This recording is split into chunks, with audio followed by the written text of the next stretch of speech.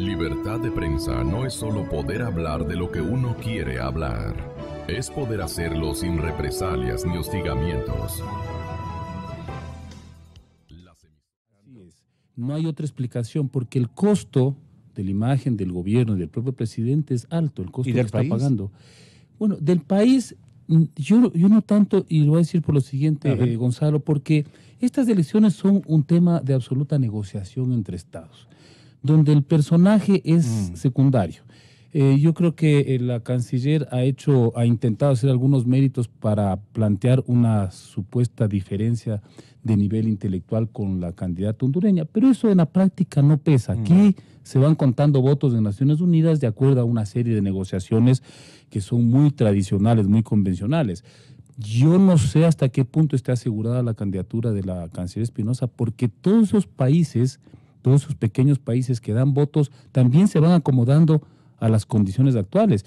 Y probablemente muchos de esos países están preocupados por las sanciones globales al gobierno de Venezuela, que ha sido de alguna manera el tutor de muchos de estos pequeños países que son un voto en Naciones Unidas. Habría que ver.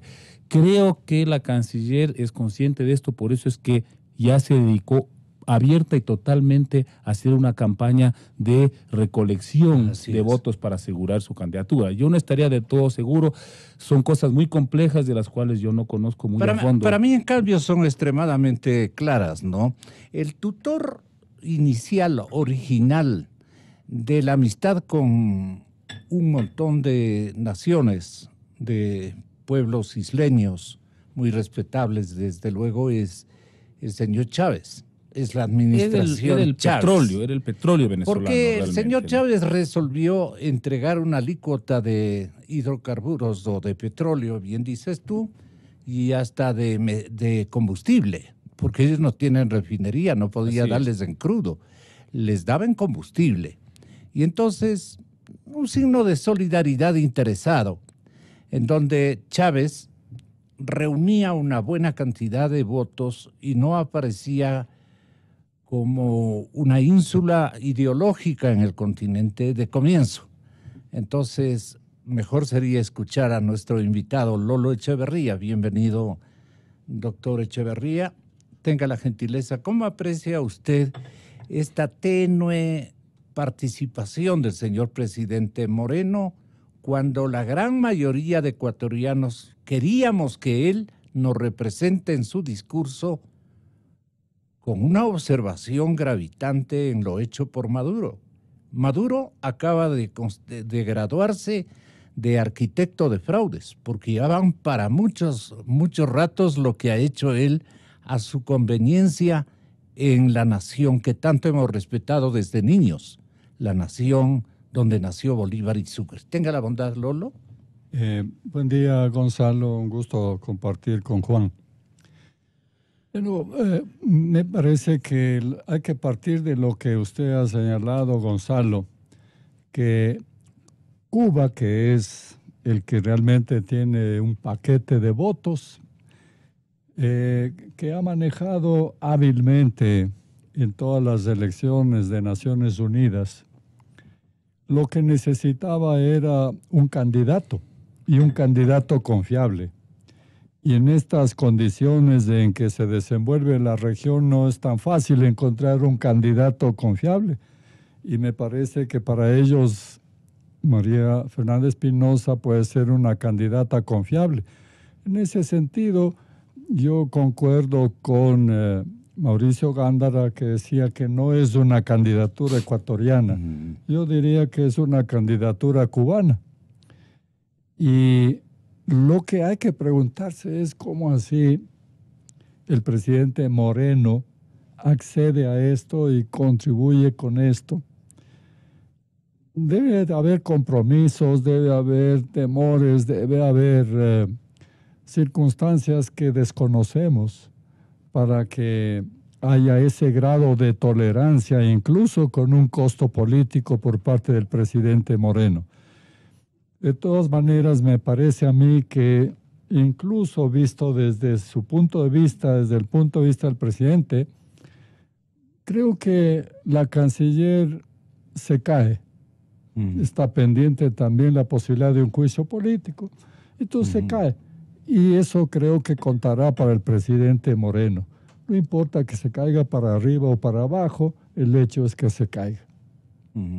Y por eso ha tolerado y hasta cierto punto ha bendecido, o por lo menos se ha abstenido de criticar la elección más podrida que hayamos visto en muchos años, la última elección de Venezuela. Se habla sobre la decisión libre y soberana del pueblo, pero no fue libre ni soberana, pues porque precisamente más adelante ese mismo comunicado reconoce que no se dieron las condiciones para que toda la oposición participe. Entonces, en realidad es un comunicado, digamos... Pero destaca la enmarcación, si podríamos así decirlo, de la tolerancia social en Venezuela. No creo que haya, lo que hay es represión, es un Estado ahora eminentemente represor, donde hay casos de tortura, digamos, perfectamente documentados y probados. Con relación al punto que planteaba mi colega de mesa, Juan, sobre Juan Cubi, claro,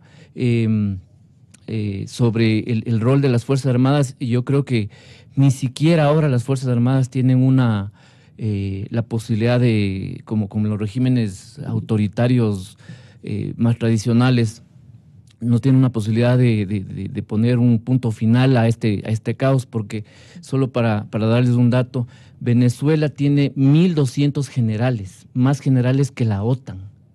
Entonces, el propio chavismo lo que ha hecho es desarticular inclusive las Fuerzas Armadas y convertirlas, eso sí, en una serie de pequeños grupos mafiosos. Unos están a cargo del narcotráfico, otros están a cargo de empresas públicas, otros están a cargo de otras instancias del Estado, pero en realidad no es una facción con una unidad de propósito, ¿no? Es deliberadamente, digo, se fue desprofesionalizando esa institución tan importante para un Estado de Derecho, hasta convertirla en esto, ¿no? Una fuerza de choque que está, digamos, ahora al mando de este señor, digamos que es incluso un fanático que tiene un gurú en la India al cual le visita todos los años con su esposa. Es decir, el tamaño del desastre venezolano es inenarrable. Es decir, yo no sé cómo se va a solucionar ese tema.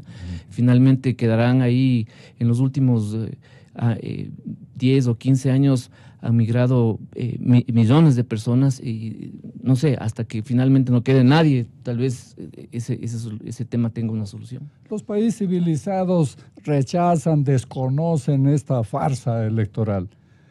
Y los países que son considerados parias en el mundo apoyan eso, a pesar de que ha sido una cosa espantosa y a la vista de todos. Sin embargo, valiéndose de subterfugios, de principios mal aplicados, etcétera, apoyan y se entregan a esta gavilla de dictadores.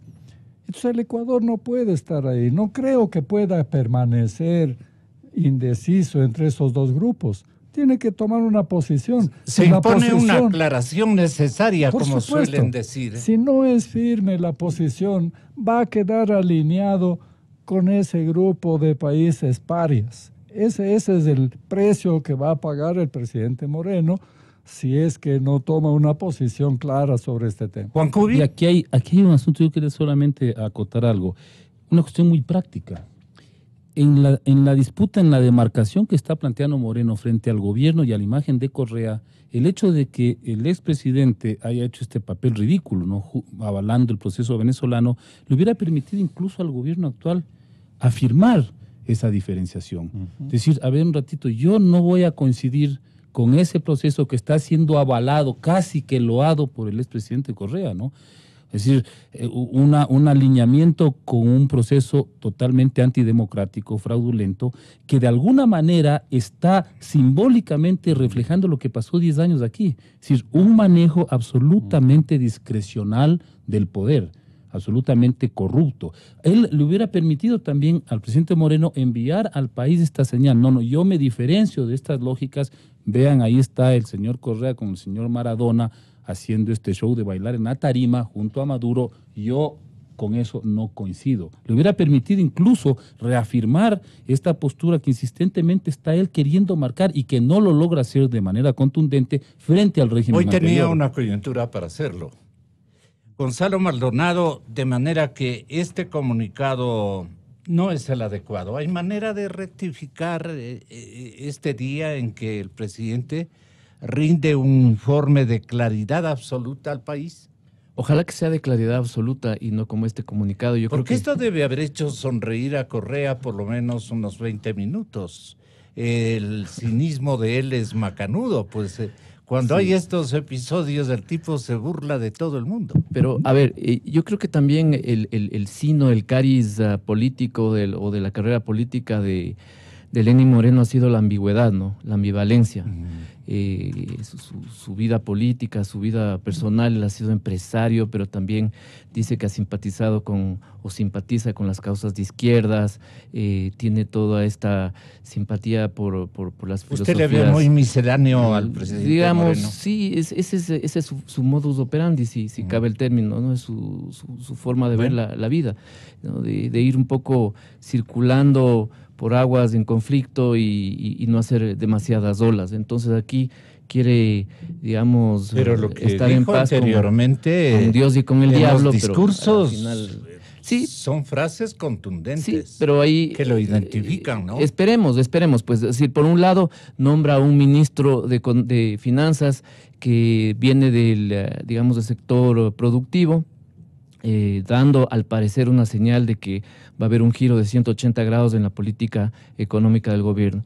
Pero por otro lado, su política exterior no se compadece con lo que sería un manejo económico mucho más serio, mucho más ortodoxo y absolutamente contrario con lo que se hizo en Venezuela, por ejemplo. Se cumplen 37 años de la muerte de Jaime Roldós. E igualmente 37 años de la fecha en la que yo asumí la presidencia. En ese trágico 24 de mayo, en el que se produjo aquel accidente cerca de Macará, en el que no solo murió Jaime, ¿no?, sino murió su mujer, ¿no?, el ministro de Defensa, su esposa y todos los acompañantes. Bueno, usted dice, ¿qué significa un informe a la nación?, ¿no? Es una rendición de cuentas. La rendición de cuentas que el gerente de una compañía hace a sus socios. El rector de una universidad a su junta consultiva o junta directiva. El presidente de un club deportivo a sus socios, y así sucesivamente. Entonces el presidente de la República tiene que decirle al pueblo ecuatoriano cómo está administrando los problemas del país y cómo piensa resolverlos. ¿Cuánto ha logrado en este año y qué le falta por hacer?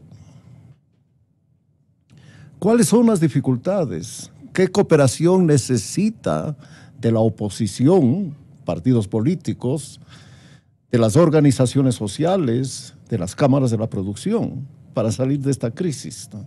Entonces, yo quisiera escuchar un mensaje del presidente de la República en esa dirección, ¿no? Y terminar, creo yo, con un llamado a todos los sectores del país para que cooperen en la solución de la crisis económica en un acto de unidad nacional. Porque el problema de la economía es tan grave, es tan peligroso, es tan profundo, es tan complejo, que yo no creo que el gobierno por sí mismo pueda resolverlo. Necesita la cooperación del Congreso Nacional y dentro de él, de los partidos de oposición. Necesita la cooperación del movimiento indígena y la comprensión de los movimientos sociales. y necesita de los sacrificios de los empresarios, ¿no? Porque si no se hace eso, va a ser imposible resolver la crisis económica. Por buena voluntad que tenga el ministro de Finanzas, ¿no? Por preparado que esté, ¿no? Por resuelto que esté a tomar las decisiones que necesita la economía nacional. Un presidente de la República tiene que ser leal con sus amigos, con sus compañeros de partido, con sus familiares, con su capilla ideológica. Yo diría que sí.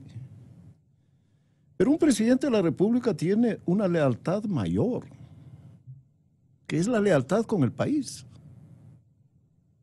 con el pueblo al que gobierna, con sus intereses, con su bienestar, con su progreso. Y me parece a mí que a ese punto ha llegado el presidente Moreno. En otras palabras, es lo que ha dicho en esa grabación que acabamos de escuchar, ¿no? Ahora bien, ¿qué es lo que hizo en China?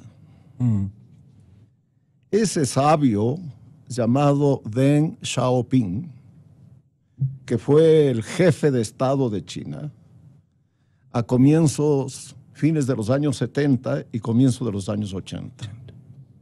Enterró la economía socialista, el comunista, de toda su vida, y siguió siendo comunista.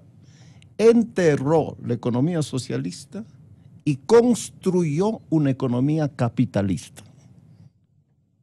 Capitalista comunitaria. No, capitalista pura y simple, no comunitaria.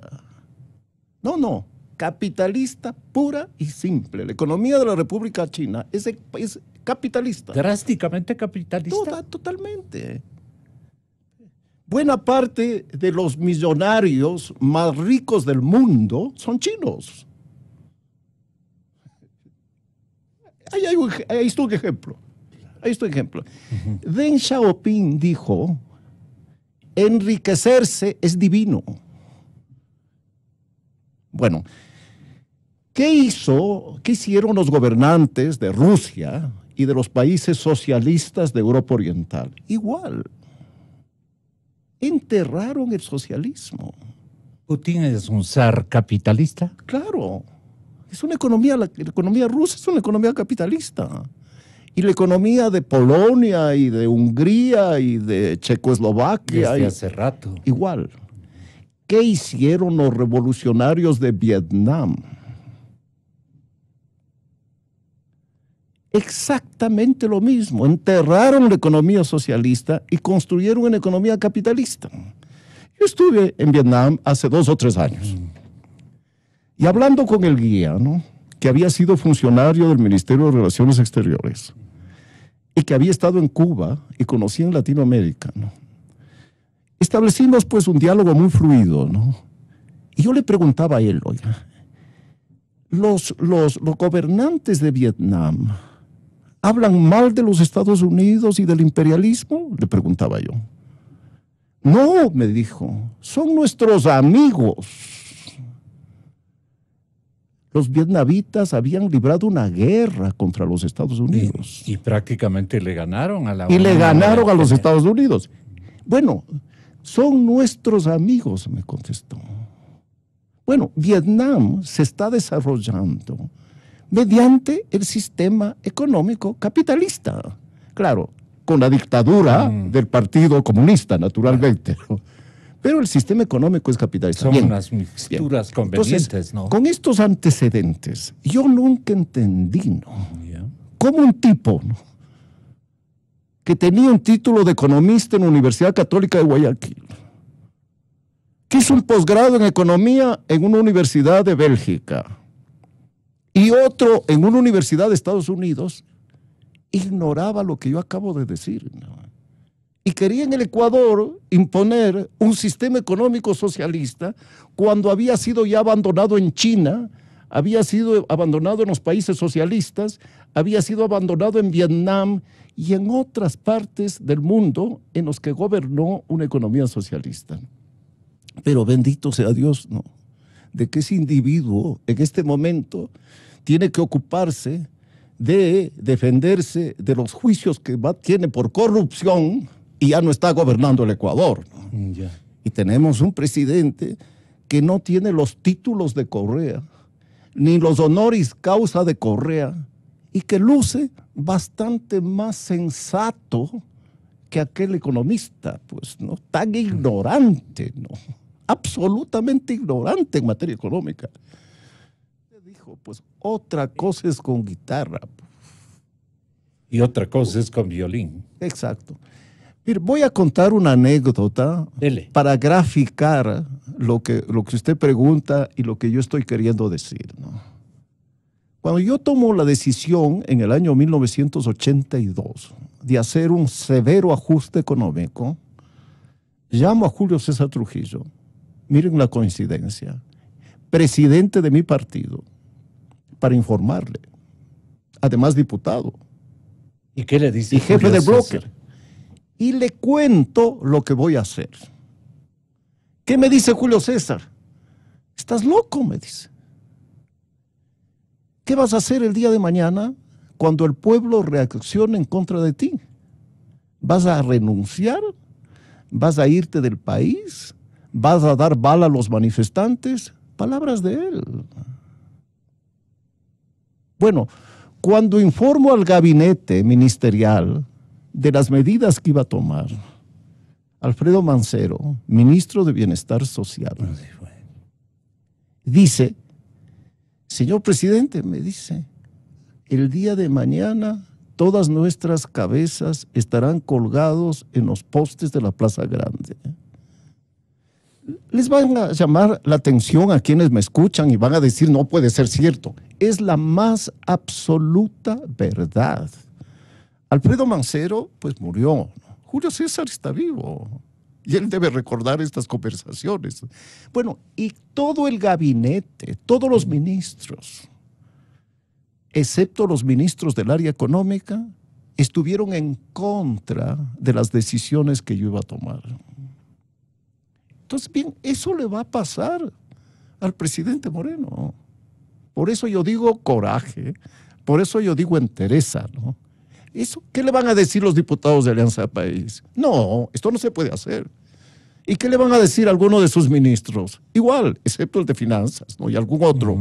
Le va a decir, no, esto va en contra de la ideología o del pueblo o de cualquier cosa. Pero si esta entrevista, pues, puede servir para algo, yo quisiera decir, ¿no?, que, que igual que en un hogar, que igual que en una empresa, que igual que en un condominio, ¿no?, que igual que en un club deportivo, ¿no?, si no se ponen las finanzas en orden, no hay futuro. Y las consecuencias y los costos van a ser mucho mayores. ¿Y usted nos podría recordar cuáles fueron las firmas más duras que le tocó inscribir? Bueno, varias, ¿no? ¿En algunos decretos de ajuste? Bueno, varias, ¿no? Uno, devaluaciones sucesivas de la moneda. Entonces, el dólar, que costaba, cuando yo asumo la presidencia, alrededor de 20 sucres, pasó a costar 30, 40, 50 y me parece que hasta 60 sucres. Ya, eso fue una. Otra segunda, el aumento de los precios de los combustibles. Una segunda. Una tercera, recorte del gasto público. Para darle un ejemplo, ¿no? Yo dispuse que todos nos paguemos con nuestro dinero la gasolina de los vehículos oficiales. Hubo una reducción de sueldos a los grandes sueldos, eso ya lo hizo Moreno hace varios meses, ¿eh? Incluso Correa hizo eso hace alrededor de 2 años, ¿no? Pues se prohibió, yo prohibí a los ministros que viajen en primera clase. Tenían que viajar en clase turista. Claro, ellos decían, oye, pero llegamos a un país, nos reciben el protocolo y bajar de turista. Dije, sí, lo siento, ¿no? Pero todos tenemos en este momento que ser austeros, ¿no? Y el presidente tiene que dar, ¿no?, una imagen de austeridad. Él tiene que ser el primero, ¿no?, eliminando gastos, eliminando privilegios en la presidencia, porque la influencia de un presidente en sus ministros es muy grande. Presidente pícaro, ministros pícaros. Sí, ¿no? Ejemplo, el gobierno de Correa. Presidente honrado, ministros honrados. Ejemplo, ya que estamos recordando a Jaime Roldós, el gobierno de Roldós.